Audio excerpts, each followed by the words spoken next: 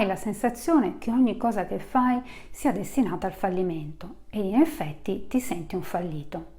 Non ti piace il tuo aspetto, anzi, proprio lo odi.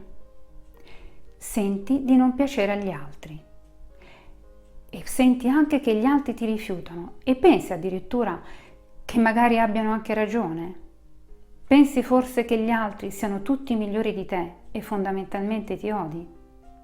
Vediamo allora insieme i motivi per cui odi te stesso e vediamo cosa puoi fare per uscire o almeno cercare di uscire da questa situazione e da questo stato di sofferenza.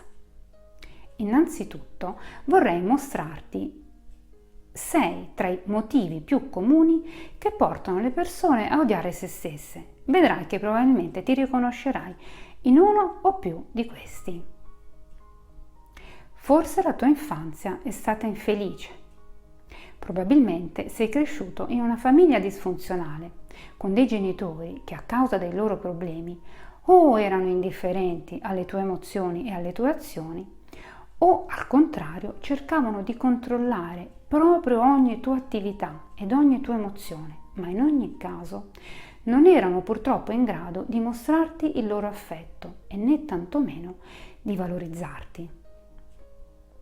Poi forse a scuola sei stato isolato o peggio ancora bullizzato e purtroppo tu hai dato solo la colpa a te stesso perché vedevi che capitava solo a te e non ad altri.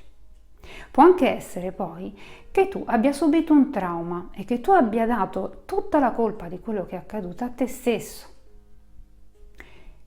Oppure sei inutilmente competitivo, guardi gli altri, ti confronti, ti dai degli obiettivi che sono però spesso irraggiungibili e quando ovviamente non ottieni ciò che hai desiderato ti senti un fallito e altrettanto ovviamente ti odi anche per questo. Poi ancora, in fondo, sei concentrato solo su te stesso. Fondamentalmente si potrebbe dire che tu sia egocentrico e in conseguenza di ciò soffri perché poi infine ti senti profondamente solo. Ti manca quindi anche il supporto sociale che potrebbe aiutarti nei momenti di difficoltà. In ultimo, hai un concetto negativo di te così profondamente radicato che ogni volta che vai incontro ad un fallimento, anche piccolo, purtroppo questo concetto negativo si rafforza insieme all'odio per quello che pensi di essere. Vediamo allora insieme cosa puoi fare per iniziare ad amare te stesso e finalmente porre fine a questo sottofondo di tristezza e sofferenza che ti accompagna. Ecco alcune delle strategie che puoi applicare anche ogni giorno.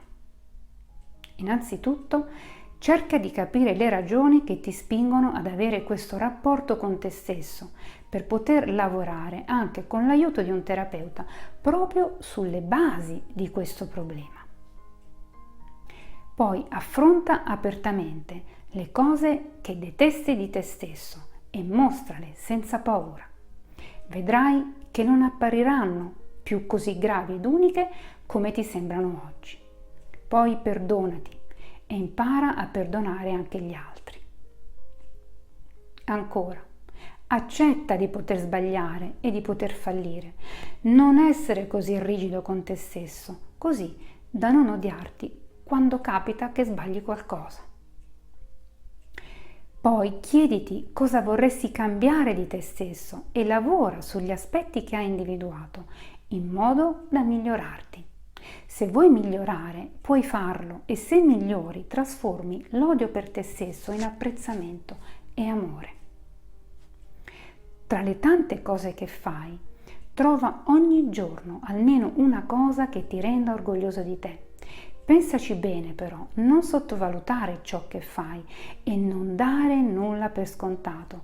Vedrai che così facendo imparerai a valorizzarti e inizierai ad amare te stesso. Fai poi un elenco delle tue qualità. All'inizio comincia da una sola e poi via via vedrai che riuscirai ad aggiungerne altre. Pensa poi a qualcosa della quale essere grato e fallo ogni giorno. Anche se è una piccola cosa, come godersi un buon caffè o il fatto che sia semplicemente una bella giornata di sole. Non lasciare poi che gli altri ti dicano cosa fare, cosa pensare o cosa essere. Impara a dire no quando è necessario senza sentirti in colpa però. Coltiva poi le tue passioni, trovando ogni giorno un po' di tempo da dedicarti per fare qualcosa che ti piace veramente. E infine, curati e abbi cura del tuo ambiente. Anche svolgere piccoli compiti quotidiani ti farà sentire meglio. Ti sembra difficile? Certo che un pochino lo è. Cambiare non è mai facile, ma basta iniziare da una qualsiasi piccola cosa per innescare questo processo e con le giuste strategie ed aiuto adeguato se necessario vedrai che ci riuscirai, scusami. Perché se non ami tu per primo te stesso, chi ti amerà? Ciao, a presto!